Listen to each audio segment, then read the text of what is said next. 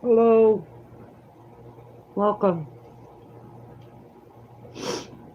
I'm just going to show off my new books. And maybe read from one of them.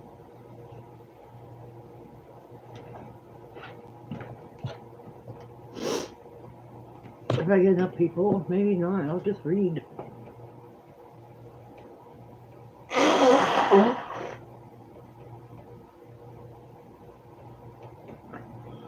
Boo! Oh, you scared me. Where you been hiding? How you been?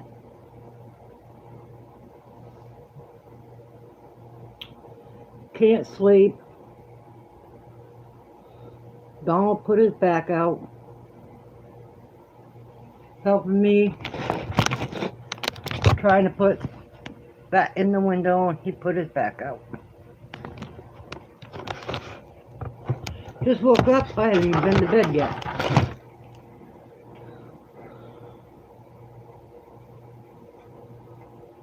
So I thought I'd get up and do a live and maybe I'll get tired. Just took some pain pills for my back. Hello, welcome to the stream.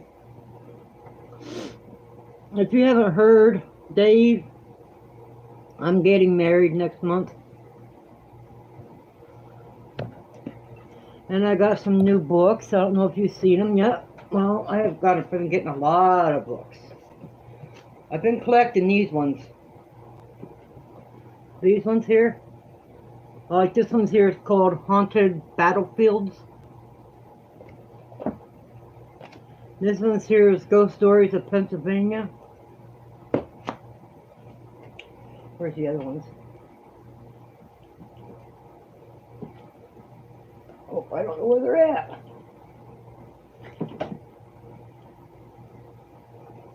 I'll have to find them.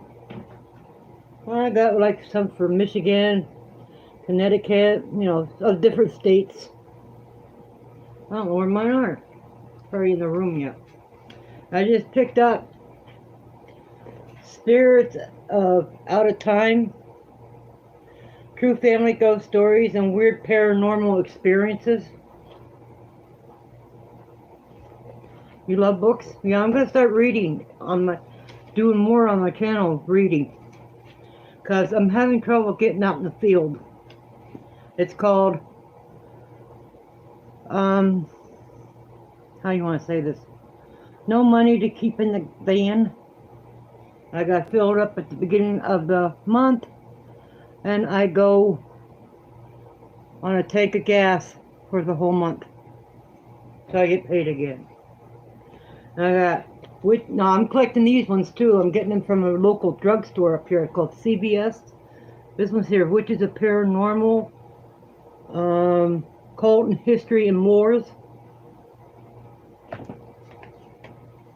Supernatural Wars of Pennsylvania, Ghosts, Monsters, and Miracles. I don't know if you guys. And Hidden Histories of Northwest Pennsylvania. There are some places I want to go, but they're like 4 hours away. I just got me a PayPal card, but I gotta learn how to put it on my channel. I don't know how. Pennsylvania Covered Bridges.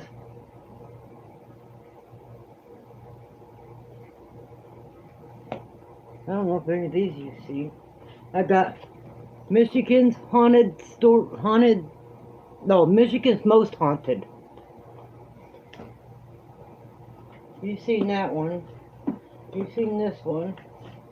You've seen these two. And you know I've read out of these ones. And you know I read out the Civil War one all the time. But I got some books missing. Probably have to go in that room and I ain't gonna want to.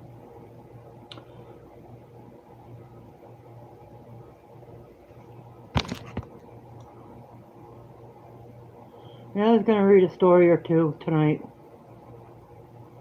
How's Miss Wolfie doing?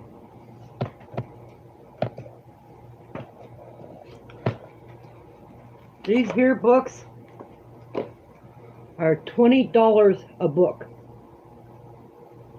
And I save up my, they give us, what do you want to call, on our prescriptions, every 10 prescriptions, they give us $5.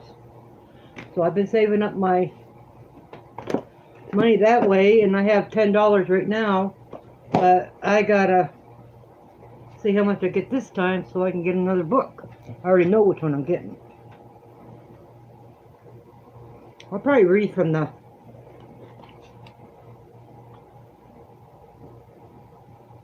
maybe the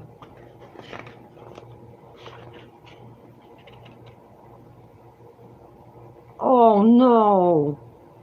Yeah, we got storms coming in today too. Don put his back out, trying to help me put that air conditioner in.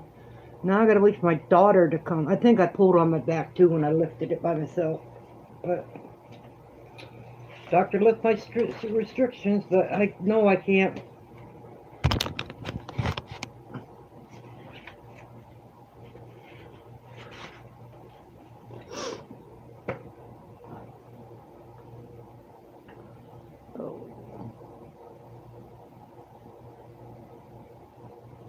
Tried to eat a sandwich and I couldn't eat it. See, Don and I absolutely have no food in my home. None. So, we've kind of been, you know,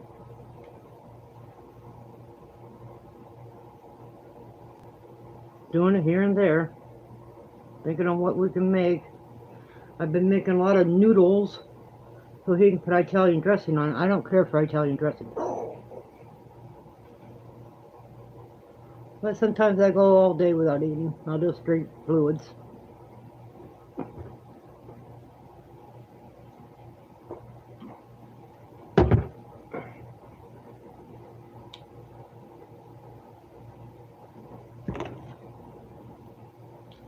I'm gonna check on something.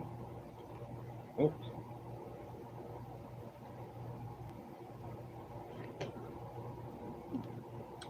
There are people that are probably coming in that I got blocked.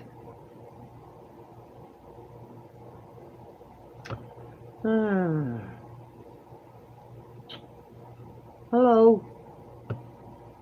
Mr. Dave and Wolfie's here so far. Vince! Where the hell have you been? I gotta write your name down. I gotta go see if I'm still with you.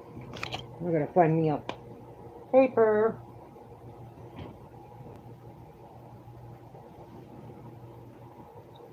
So as soon as I get some gas money, I'm gonna start traveling out because there's a train. It's streetcars in the woods I want to go to. It's down by Pittsburgh. It's about an hour and a half on the other side of Pittsburgh, going east. I want to go there. Oh, that's okay. I'll survive. I can go without food. But Don can't. That's why I don't eat. I let him eat. That's the way I am.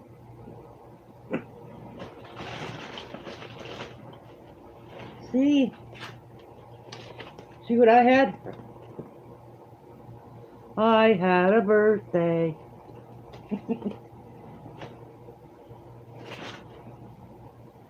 I can't find my... Don, you got it?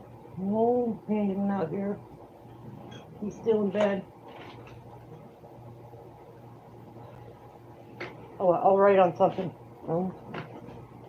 I'll write on this. That way I can...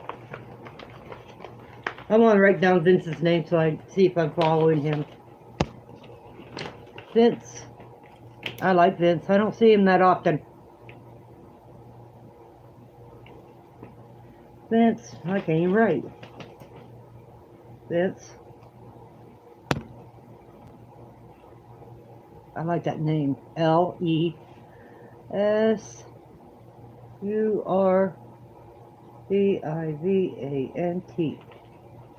That's great.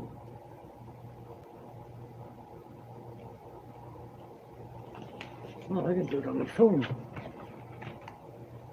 What would I do with my pen? I'm losing my head, Dave. Oh, there it is. And Mr. Vince left already. He comes in and says hi and leaves. I know it's removed. Okay, YouTube. V. Vince La S U R V I V A N T. Doo-doo. This way I know when he's on, but I don't see his.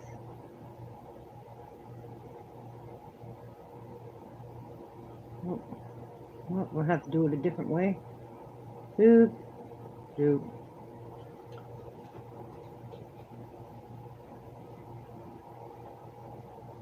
Crook's kittens are ready to go.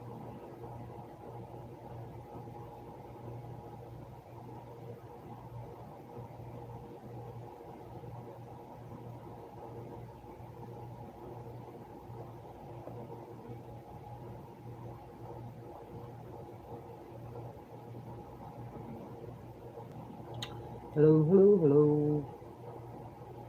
This is him. I am, but I don't know when he... Now I'll know.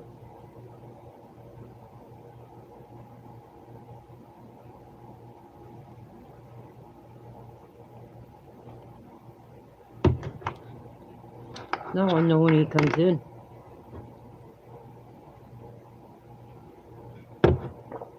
No, I'm tired, but I can't sleep.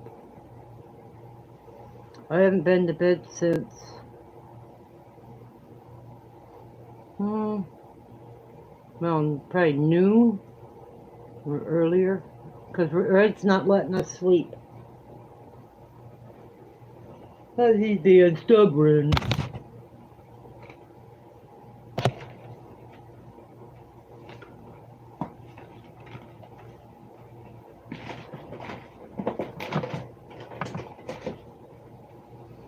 Hello. Whoever comes in. Hello, hello, hello. I gotta find a certain pillow for Dawn. We're chatting and we're gonna read a story. Pillows, bedding, pillows. He's looking for a certain pillow.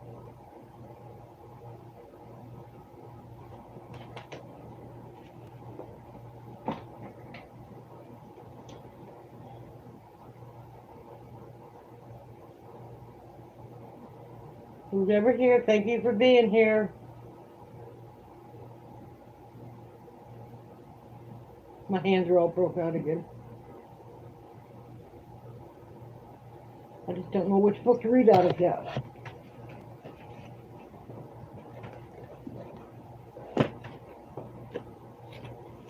Let's see what kind of stories they got in here. Maybe we'll read one out of one of these ones. Adrian! Good morning to you. How are you? Thank you for being here.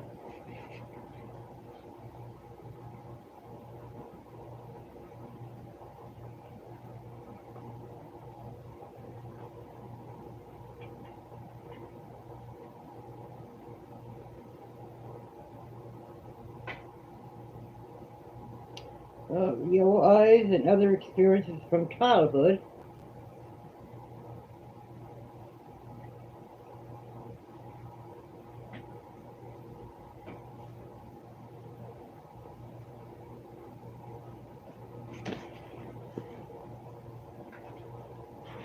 I'm just looking for something to read.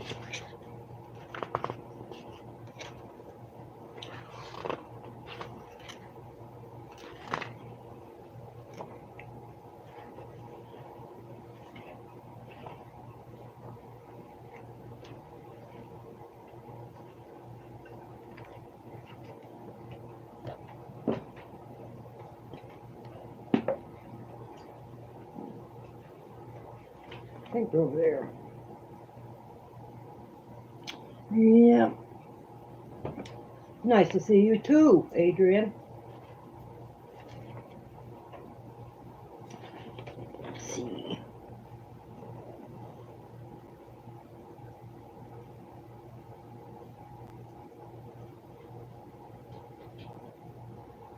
Oh, wow.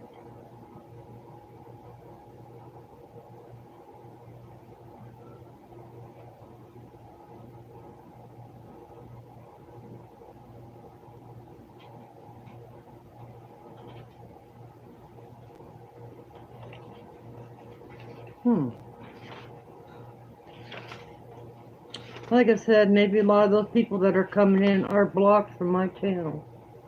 I won't let them come in.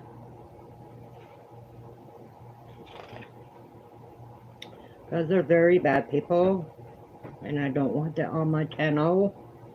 Dave can tell you that much. Stop it, you're not coming out yet.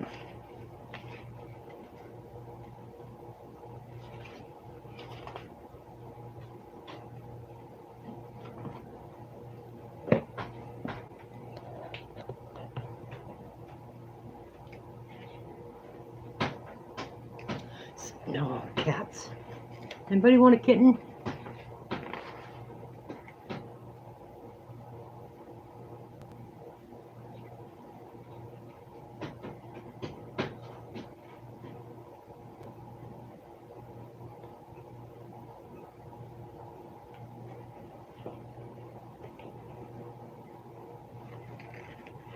Let's see.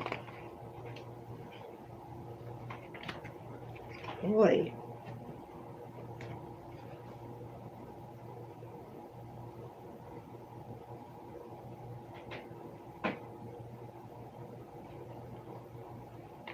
That cemetery looks familiar.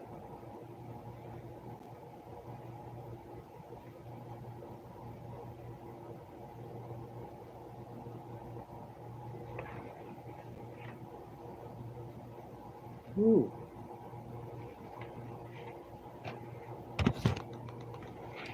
Anita! Hello, sis. How are you? I'm getting ready to read a story.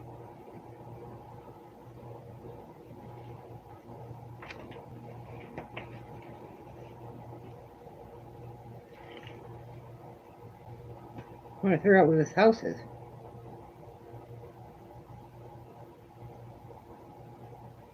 Central Pennsylvania. So it's way down south central. Ooh, down by Pittsburgh. Whoops. I can't sleep either. Don really hurt his back.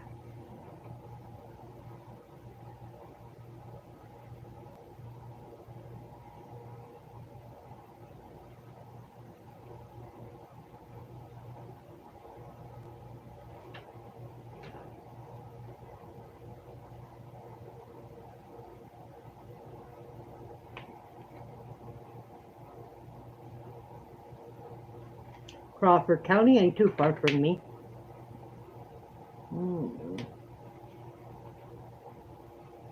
Oh, let's read this chapter. As soon as I find the beginning of it. I don't know where it starts.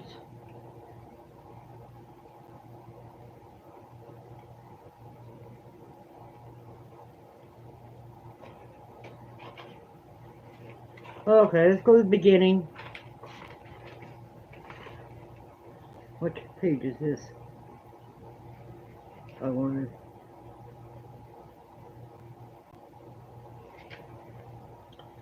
It have to be page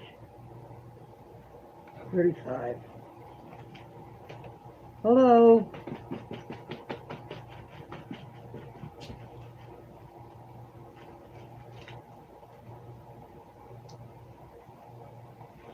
Okay, these are, well, the one story I want to read is called,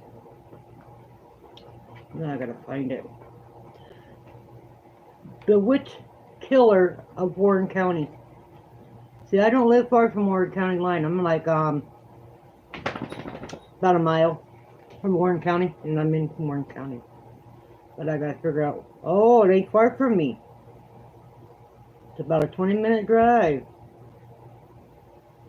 Okay, it's called The Witch's Killer of Warren County. There is not a tremendous amount known about John Myers, who supposedly lived along West Spring Creek in Warren County. In the earliest decade of the 19th century, Pittsburgh folklorist, writer, and historian George Swetnam collects legends about Myers in the mid-20th century. Most of what we know comes from his research from the book Old Time Tales of Warren County, written by Arch Bristol and published in 1932. Until the time of his death in 1821, Myers was sought out by the Hex and bewitched because of his unique talent and ability to kill witches and break their curses. Myers, who was probably a German descent, appeared to use a variation of methods commonly used by powwowers in the eastern part of the state. It is probable that Myers was a powwower or a hex doctor himself. When a person who believes that they were bewitched came to Myers, he made them stand in front of a piece of paper that was tacked to the wall. He proceeds to light a candle, which casts the shadow of the bewitched individual out onto the paper. Myers would carefully trace the outline of the individual silhouette on the paper. After carefully cutting out the shape, he attached it to a thick pine wood plank. Next, the witch killer loaded his pistol with silver bullets, carefully aimed and fired at the outline of the bewitched person. When the bullets passed through the paper, the witch would die, and the hex was lifted. Myers was always careful to use the smallest amount of gunpowder possible so that he could recover his bullet from the pine wood. It seems that Myers was paid well for his services, either in cash or goods, according to Swetnam.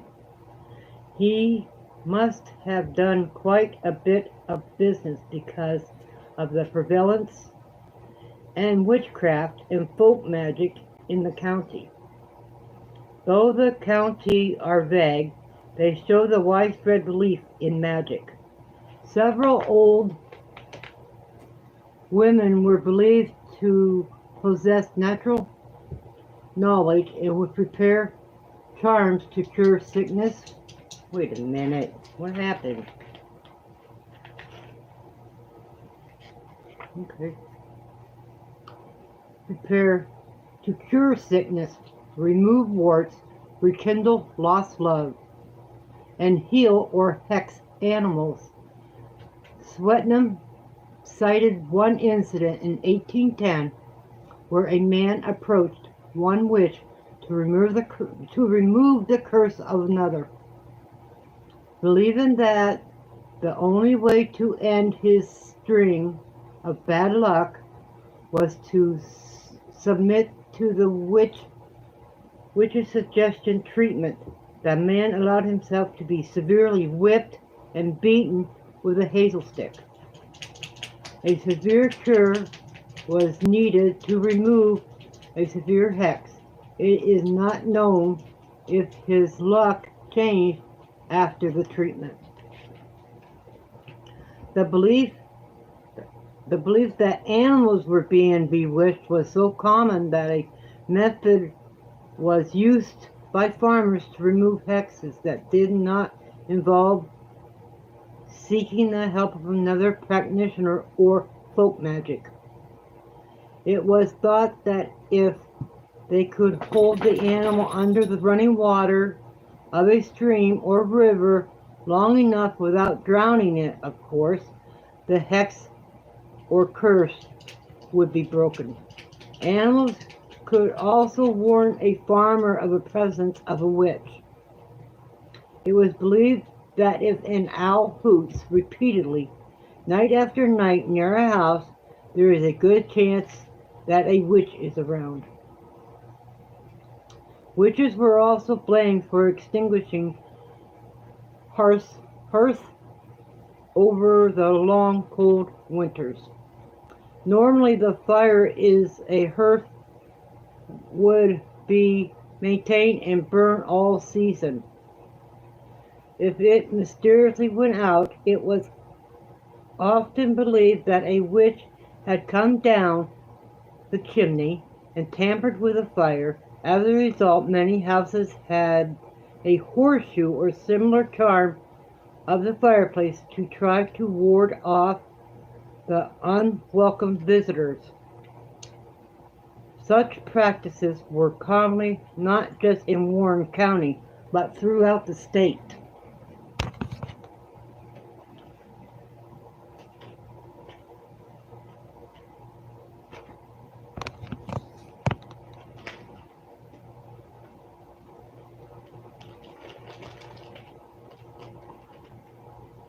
Everyone, please pray for Anita. I know what she's going through.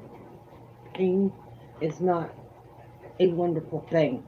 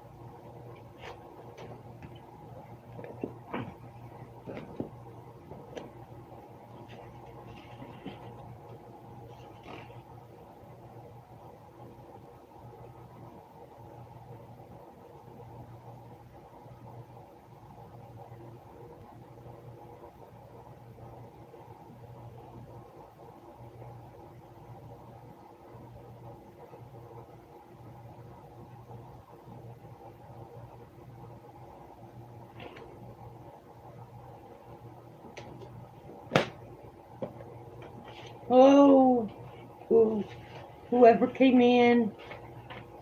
Thank you for being here.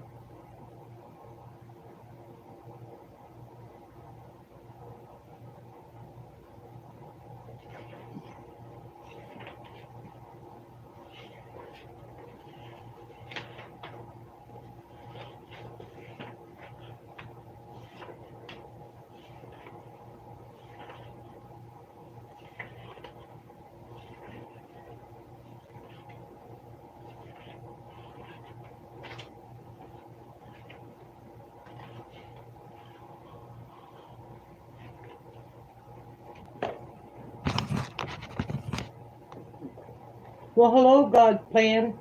Thank you. We're telling stories while we're reading stories. We're not telling stories, we're reading.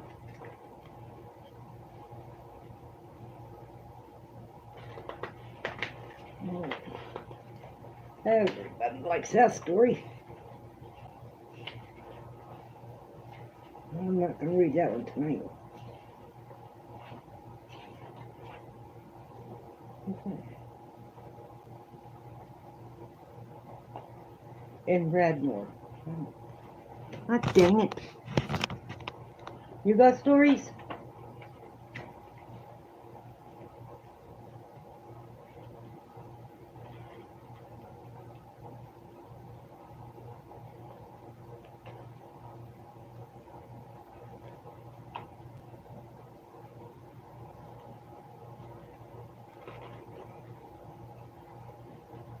Tate House. Ghost Stories of Pennsylvania. Now I gotta get this.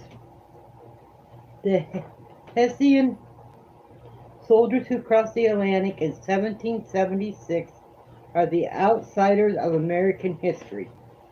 They were Germans who were enlisted in the British Army and were brought overseas to prevent the formation of the United States, recruiting by the losing side. They fought in a conflict they had no vested interest in. Their German tongue did not allow them to communicate with either their allies or their enemies. And I lost my place. It was neither their fight nor their land.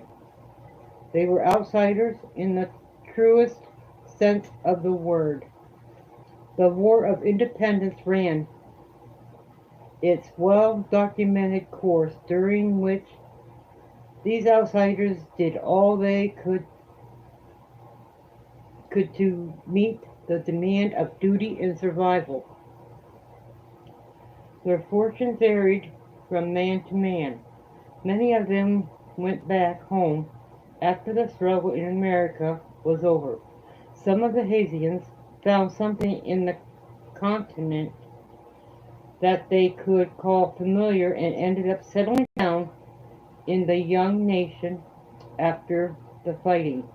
Others succumbed to darkest fates, dying on battlefields far from home.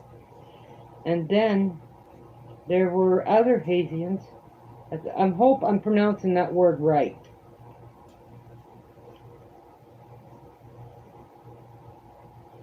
Those few hapless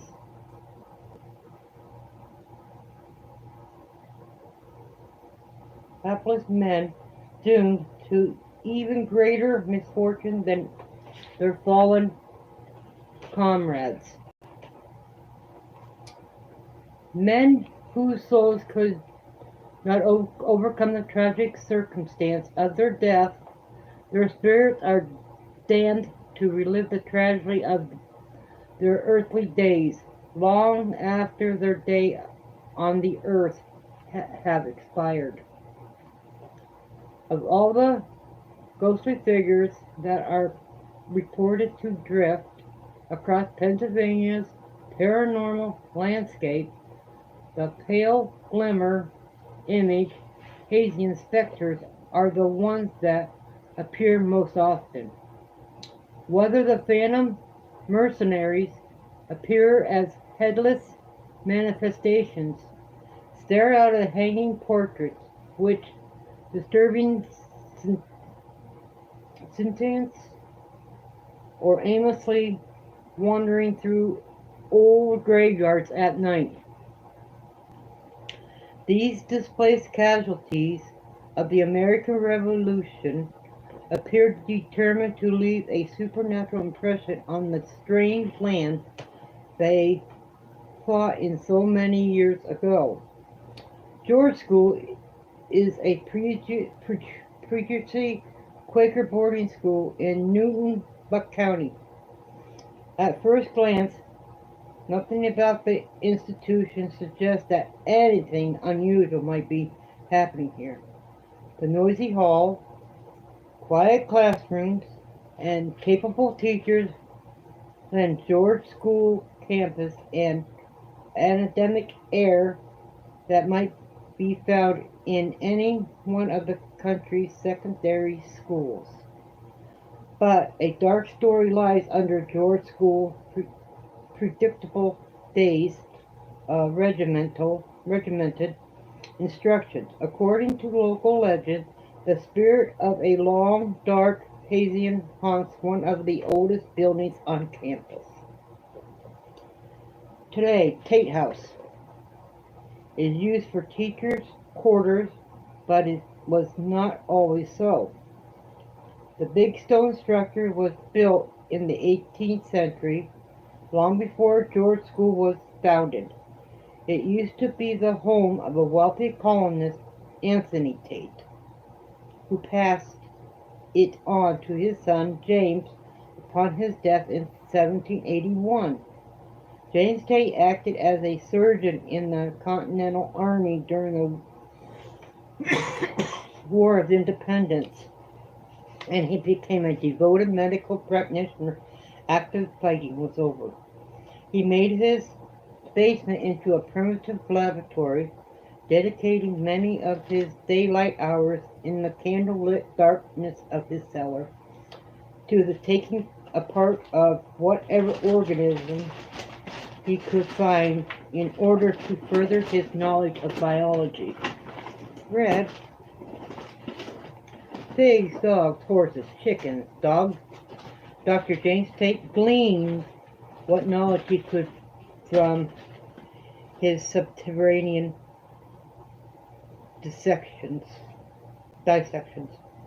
But his pursuit of knowledge could only go so far if he limited himself to farm animals. What he yearned for was a human study. It was time, however, when the idea of donating one remains to advance the progress of scientific study was not too readily accepted by the general population. His neighbors already discussed that what they thought that the man's disconcerting behavior is suspicious whispers. Some spied him dragging dead animals into the darkness of his cellar. Others caught him hauling huge blood-stained sacks out of his field and burying them. Studying dead animals was strange enough, so who knows what people would have thought if he were to find out that Dr. Tate was also dissecting human corpses in his basement. And mindful as he was of what his neighbors might think, Dr. Tate was determined to examine human anatomy. Yeah. Everybody knows that word. He learned that a Haitian prisoner of war who had been detained in Newton had died recently, and his body had just been buried in a cemetery outside of town. On a dark and moonless night, the surgeon took one of his carriages out to the cemetery. He dug up the dead soldier body, loaded it into the carriage, and took it back to his cellar laboratory. Ooh. He dissected the corpse by candlelight for the next several nights, drawing intricate diagrams and taking painstaking notes of everything he found. Unwillingly to take the corpse outside after he was done, Dr. Tate buried what was left of the Hessian in the dirt of his cellar floor. Soon after, strange things began to happen at Tate's house. Irregular events that would upset the empirical rationalism of the heart of Dr. Tate's medical studies. The most common occurrence that took place in the cellar would be the mysteriously extinguishing candles. Whenever Tate would walk over the area where he had buried the soldier, the candle he was holding would go out.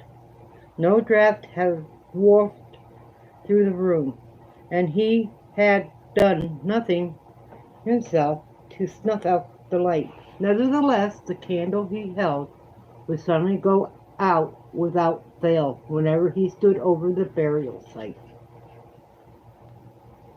of the soldier, studying, leaving him in pitch darkness of his suddenly freezing room. The phenomena repeated itself so often that Dr. Tate took to walking around the slight elevation in his cellar floor. As soon as he had made this adjustment, even stranger things began to happen. He would hear footsteps in the middle of the night, slow and heavy, making their way up the cellar steps onto the ground floor of his home. The master of the house would get up from bed, light a candle, and make his rounds through his home. He never found anything there. A few times his searches would take him down into his cellar, where he would repeatedly find no corporeal intruder. But when he walked up the soldier's remains, his candle would instantly go out, and a deep unearthly cold would freeze the surgeon to his very bones. Dr. Tate eventually passed away, but the cold presence of Earth's two light remains in the cellar, terrorizing subsequent inhabitants of Tate's house. More than one person has told of the heavy steps moving up the cellar steps and walking slowly through the halls of the first floor. The stories have persisted to this very day. The teachers of the George School who have lived in the house have experienced strange phenomena that cannot be rationally explained. One mathematics instructor reports chronic difficulties with the basement's heater's pilot light. Every now and then, the pilot light in the heater would just go out. The furnace was replaced, but that did not help. The heater light would still go off for no explicable reason. The school called the furnace repair technicians to take a look, but they could come up with no explanations either. By all indications, Tate's house's new heaters just have been working fine. The presence in the cellar did not limit its activities to small flames. When the school had one of the walls in the house painted,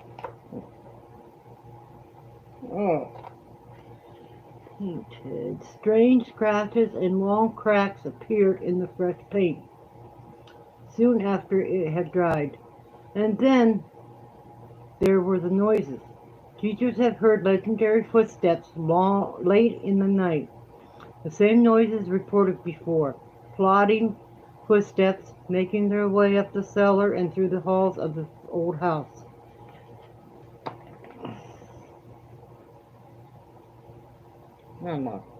As if some heavy sleepwalker was looking for something in a confused dream. Whenever anyone went down to investigate, there was nobody there. I had a little trouble. Although there have been no actual sightings of the soldier in Tate's house, the annals of local ghost lords have long accepted that the spirit of the dead German soldier is responsible for the eerie goings on there. Certainly the last year of the soldier's life were turbulent enough to account for a restless spirit after death, dislocated from his home in Europe, taken prisoner in a foreign war to ultimately die in captivity. It is not too hard to imagine how difficult the man's life must have been in his latter years. Even before he was buried, there was no rest for the rootless soldier.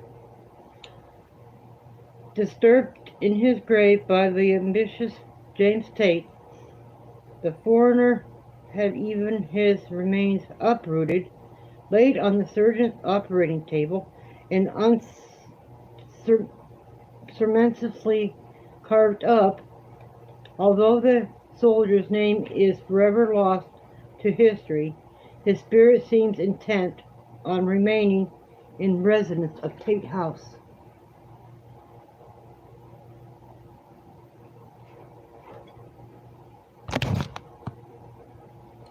Yeah, people got stories, but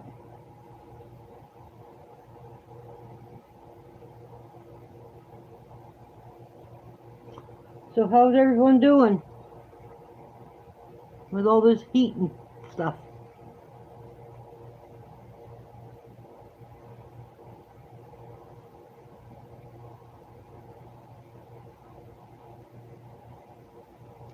No, I gotta get new glasses. But if I have to read another story, I'll put on my old ones. I can use the bifocals.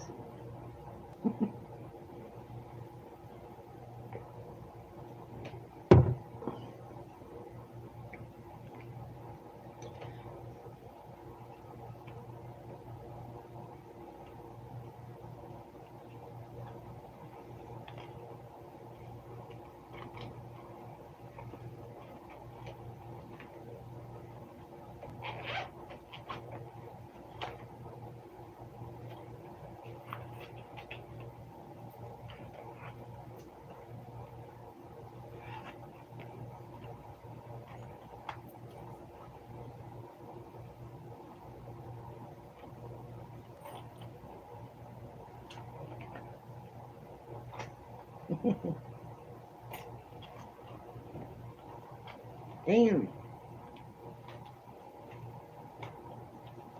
Go through all those and throw them out.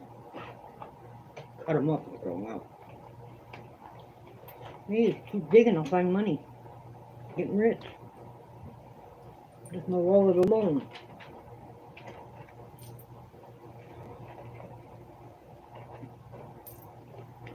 But I gotta find my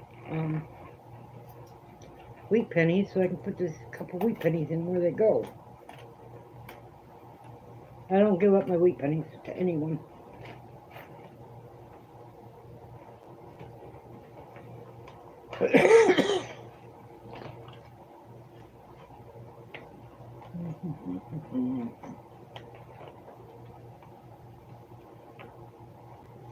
Still got stamps.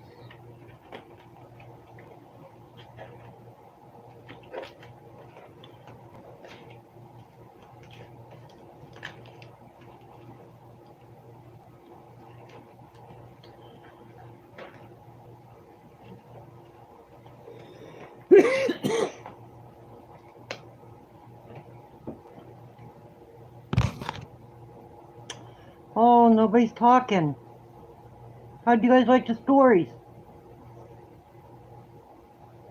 There's a few words in there I couldn't understand or couldn't pronounce, but I tried my best.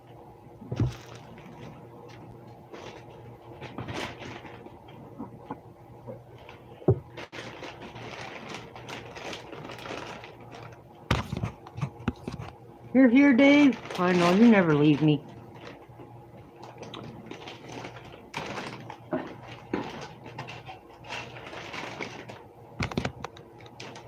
I think everybody else left me. What are you laying on the garbage for?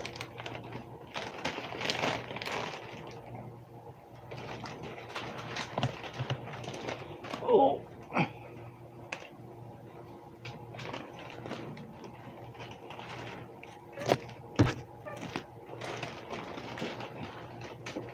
I'll show you guys some of my the diamond art I'm doing right now. I'm doing two of them. I'm taking breaks because I'm on black and I'm on white, and I hate doing one color all at once. Ooh. Here's this one.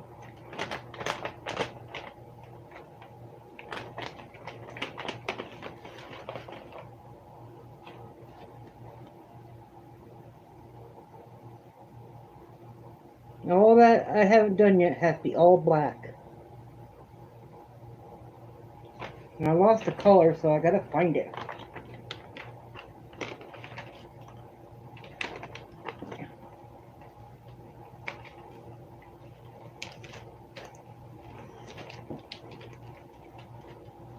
There's that one. Yeah. Aww. And this one I got.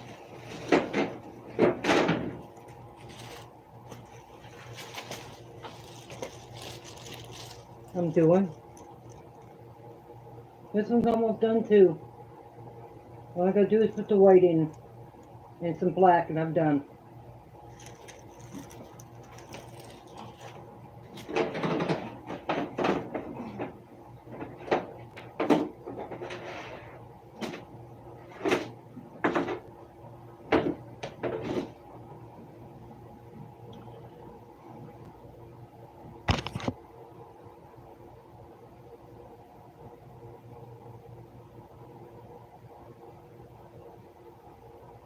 Let's see what I can do.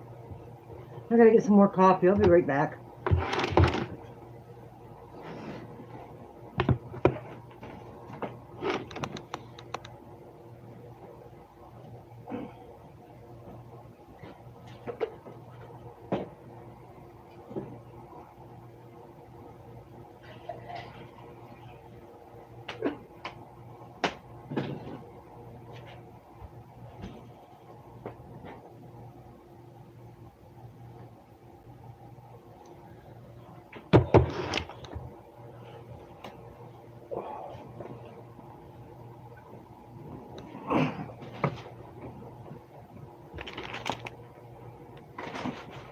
Hold on a minute.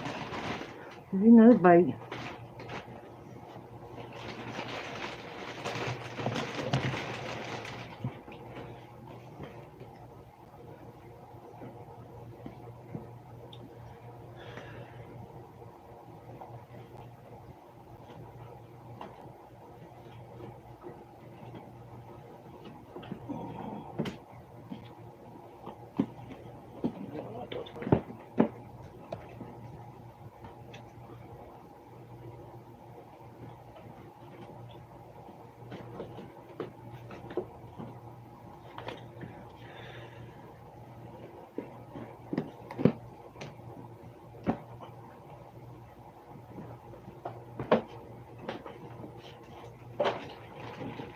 What are you doing in there? Get out of there. I told you I'll give you another bite later. You have it again. Wolfie's cuddling. It's too hot to cuddle. Oh man, it's too hot.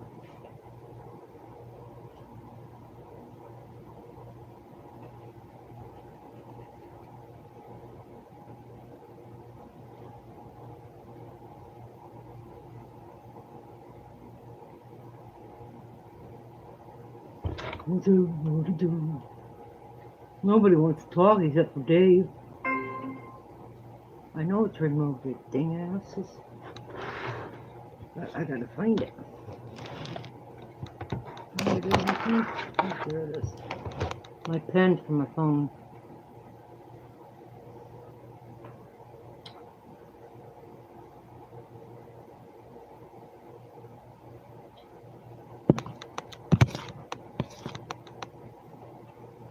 Not here.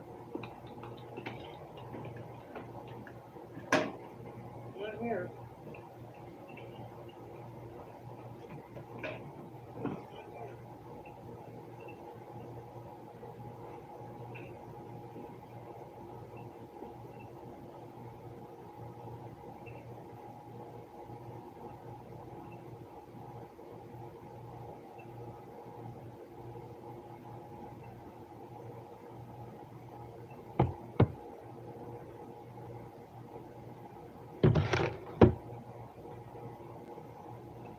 Oh, I know what it's gonna do. Hello, people. Hello, everyone.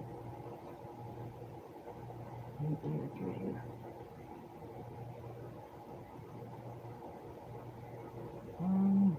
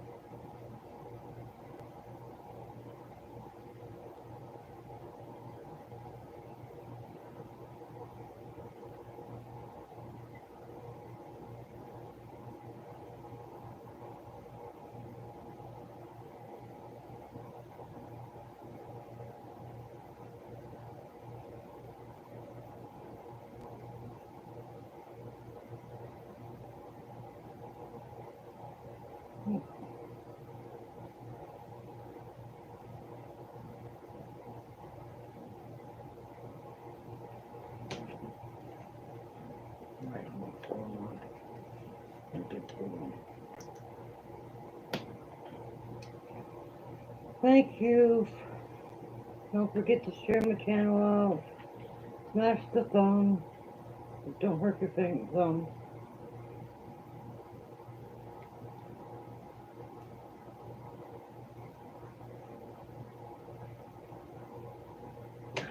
Fingers.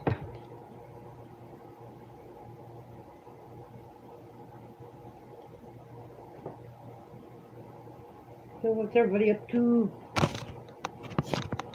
Nobody's really chatting except for Dave. Can't find my other books. I'll have to go in the other room later on today and get my books.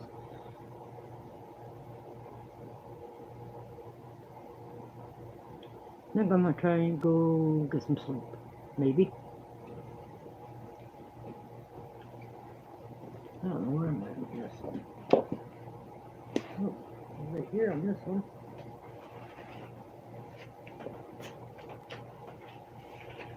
Oh, right. Oh, it's a Georgia.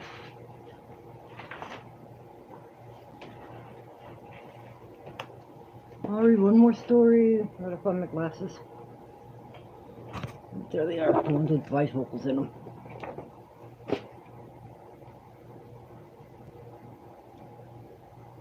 Whoa.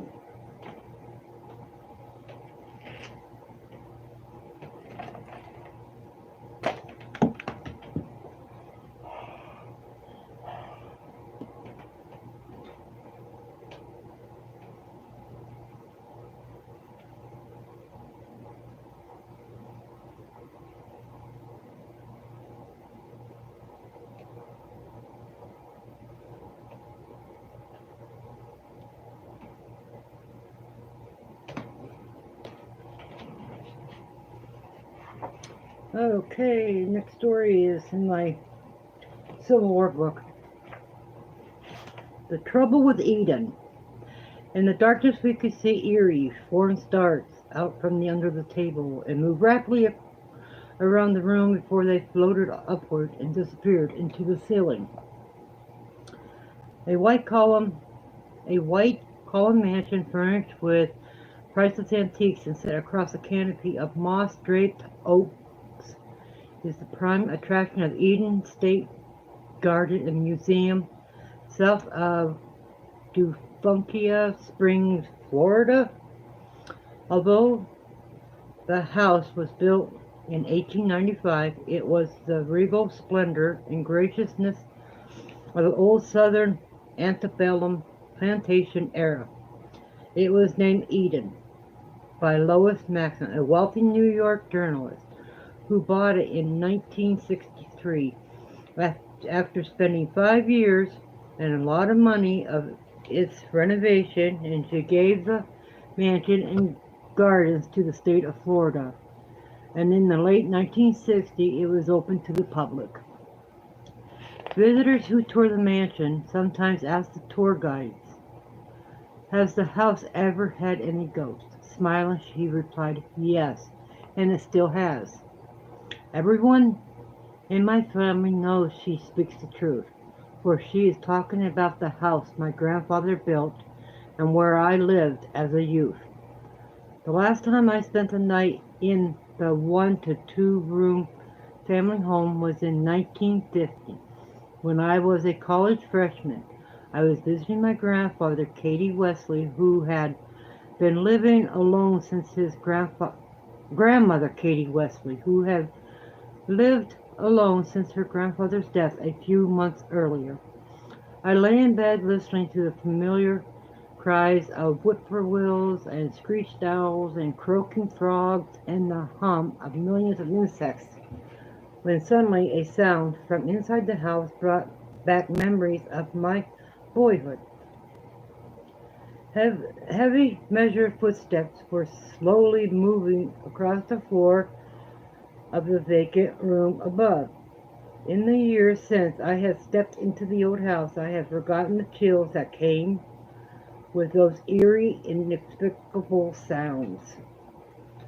While I While I held my breath and listened, the footfalls paused, a door closed, and the pacing steps faded down the upstairs hall.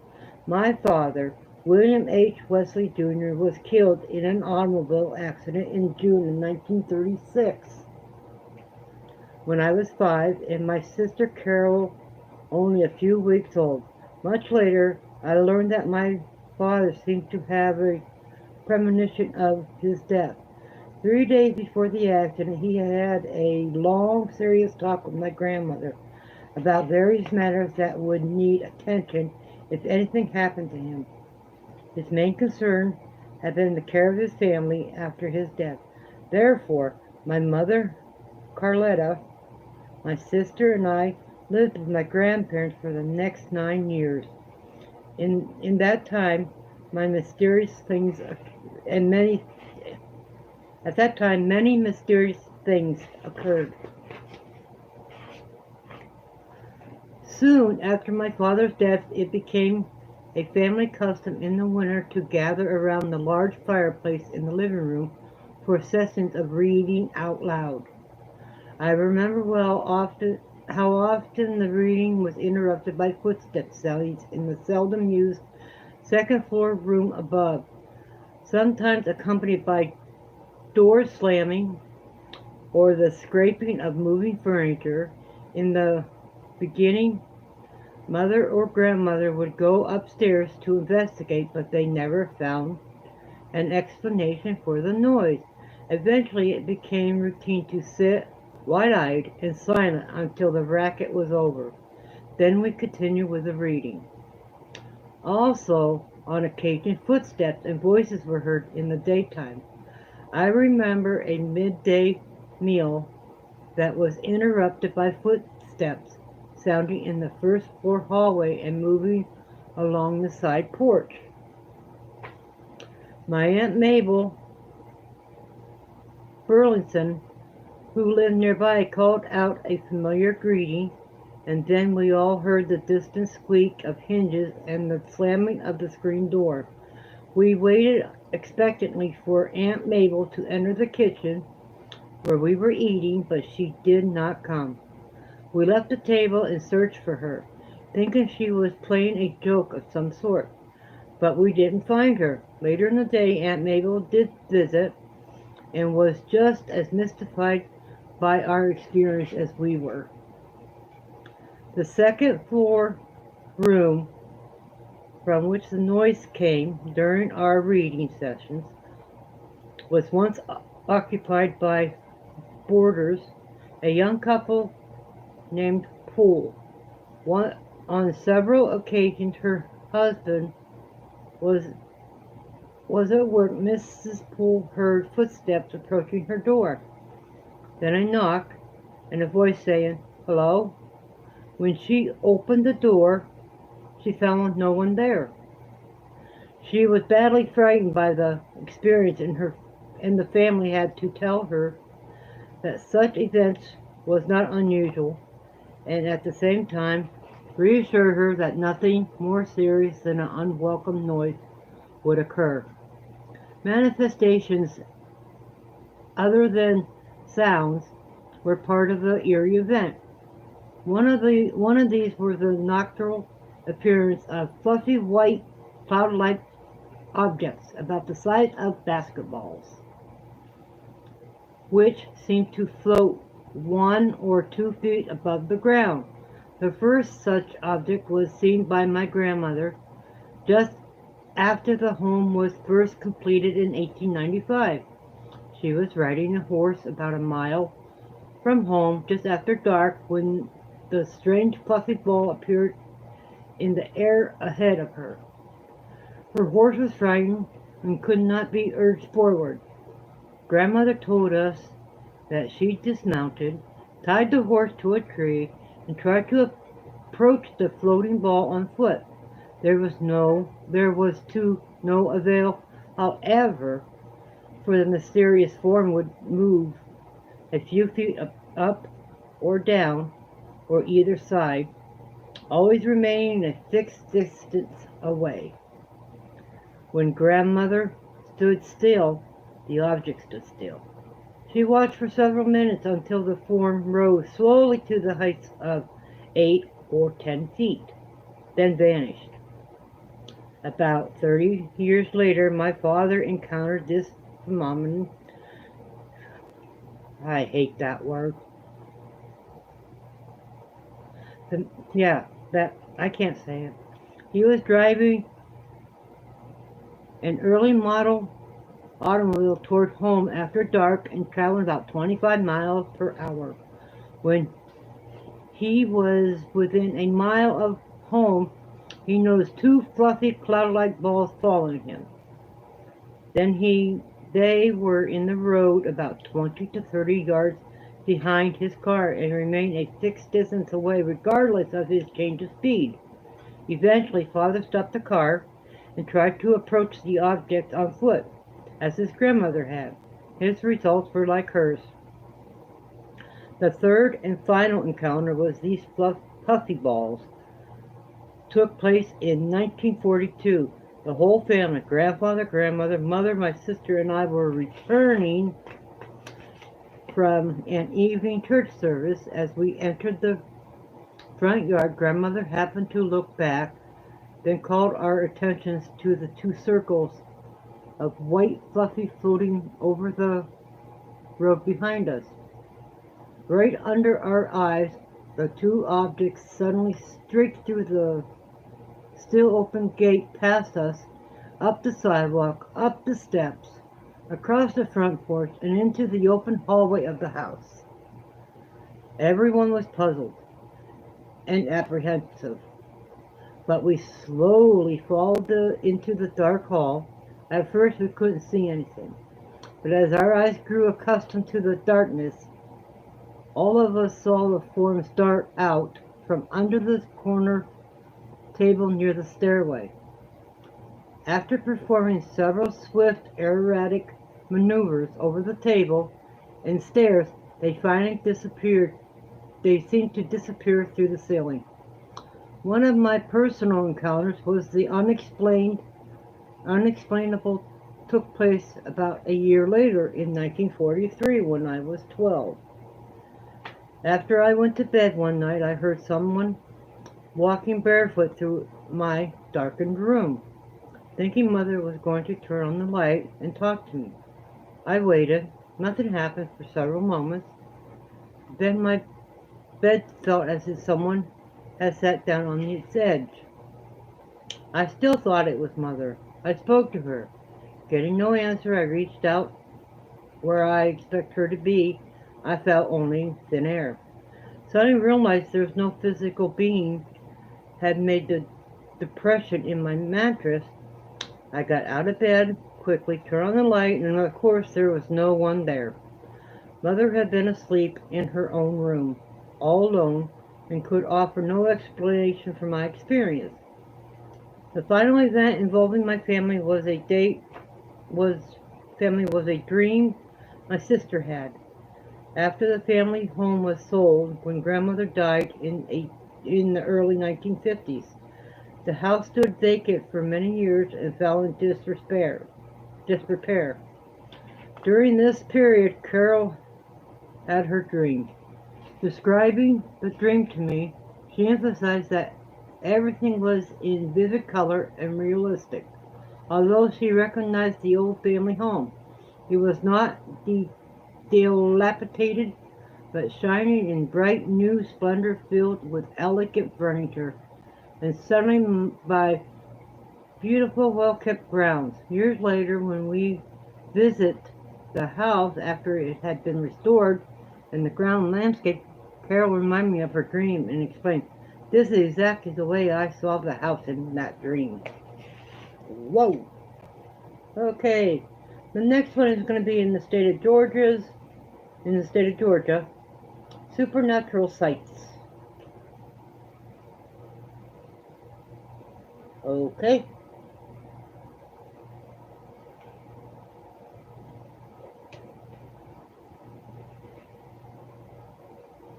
And let's see what's next. What's the next one? I gotta get the thing there. Oh, next one is Louisiana.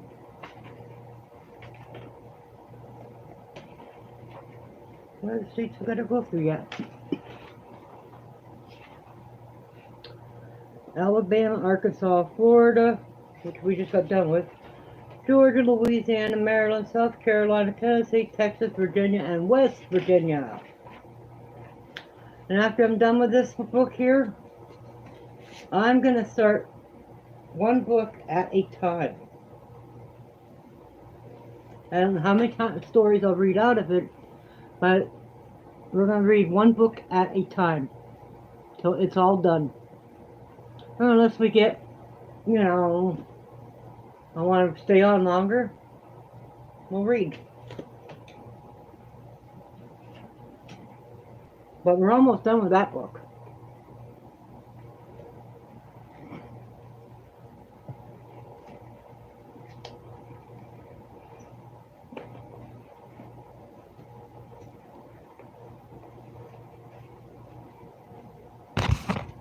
Okay. That's what I say. Okay. That was weird. I read that one before. After I got going with it, I thought it was familiar.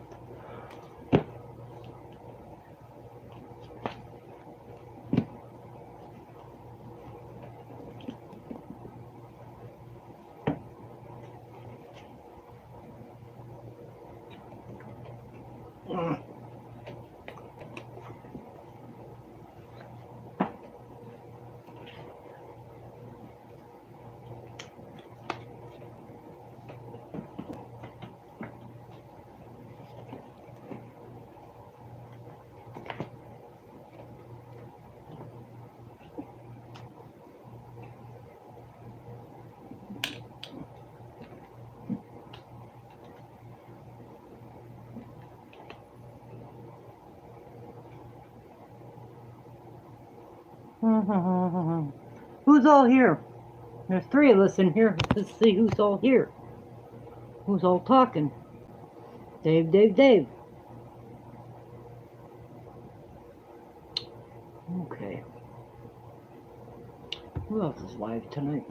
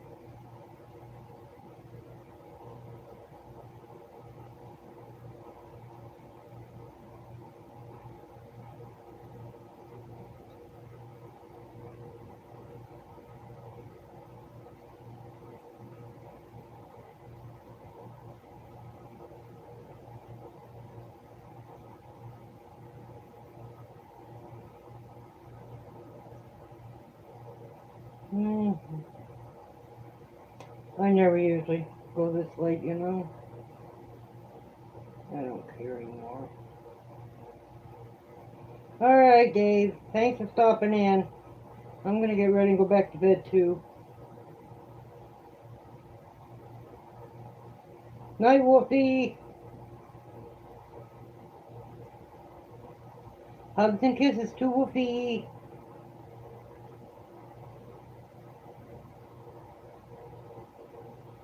See you next time. It'll be earlier next time.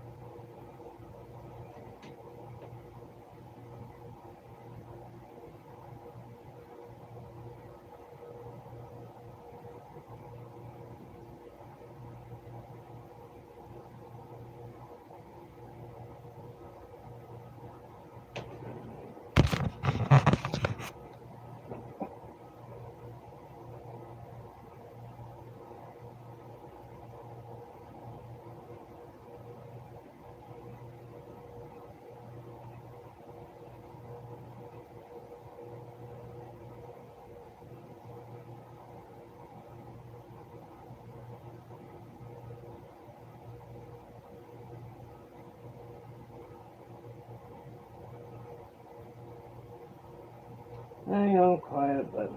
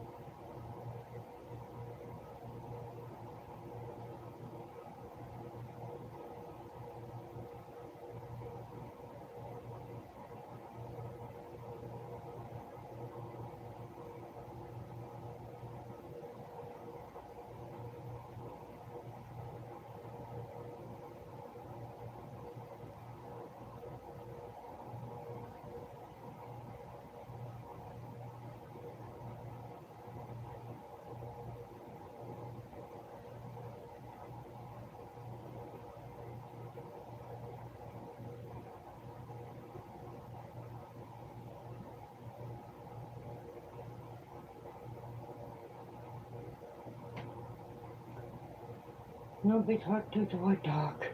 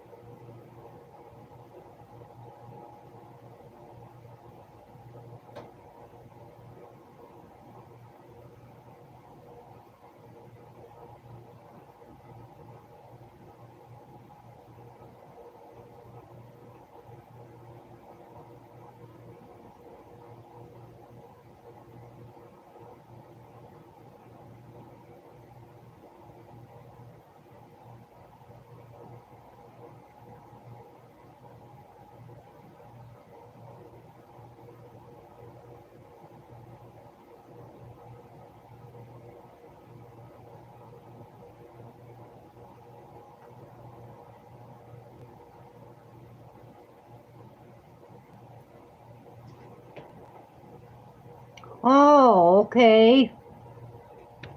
I was just hanging out. Yep. Probably get ready to go back to bed. I don't even know what time it is. Let's see. Almost 5. Well, it's 5:30 here. A.M.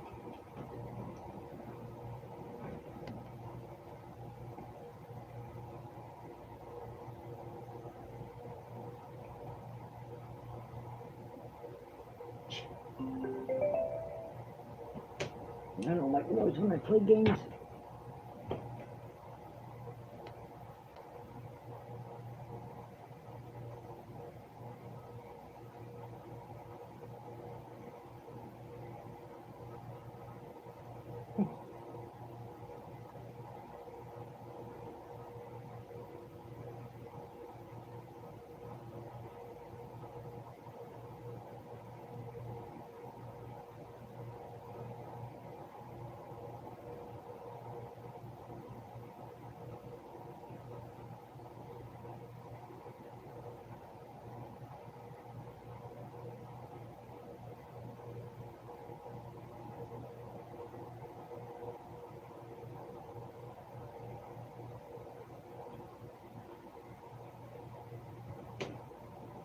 I don't know where everybody went. I don't know who's here.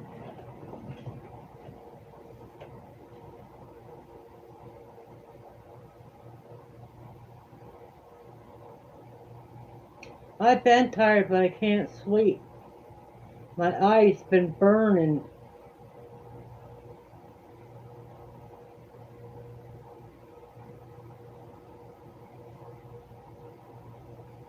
Hey, Joe. How are you doing? Nice to see you. You'll have to go back and listen to the stories. I might read one more. I haven't been sleeping.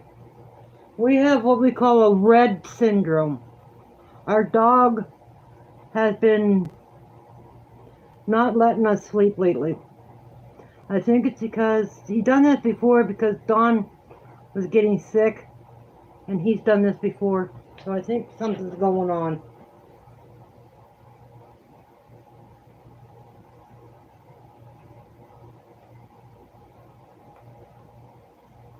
I don't know what's going on.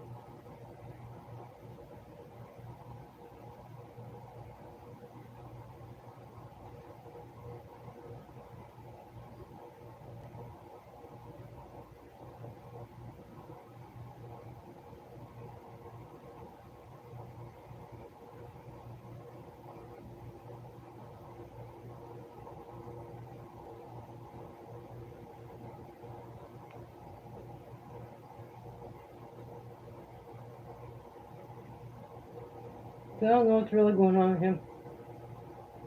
Joe, Don put his back out tonight, helping me try to put in an AC. Stacy's still sitting here and I'm sweating.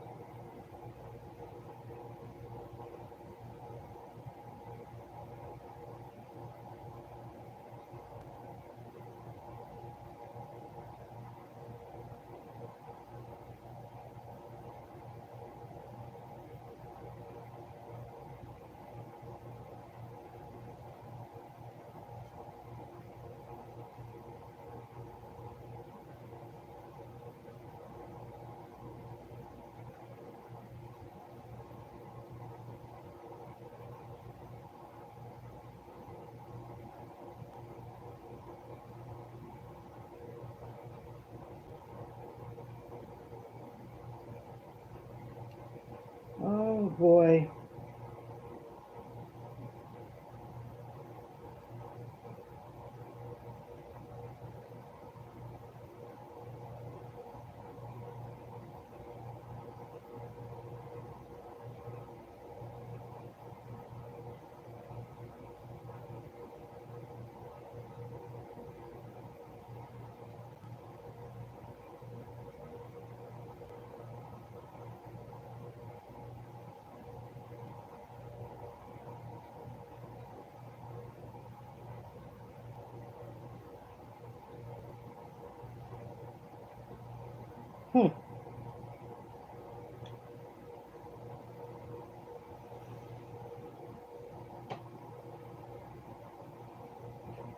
My hair's all messed because it's all that's gone. I don't care what I look like.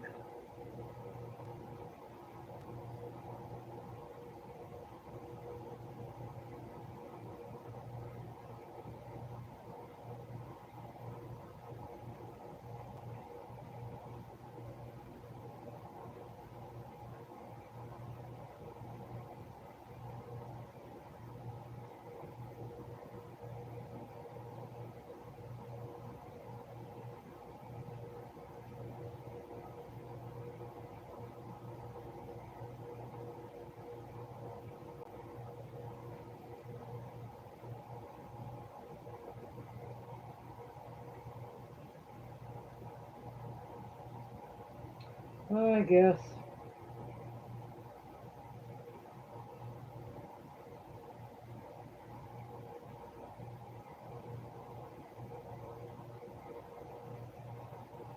I'm getting sick.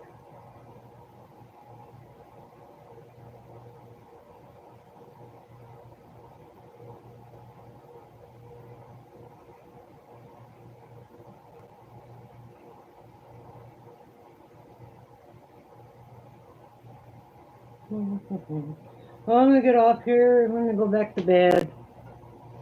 I'll see you all later. Everyone, thanks for coming in. Adrian, Joe, Dave, Woofy. I'll talk to you guys all later. Goodbye. Fun way to get out.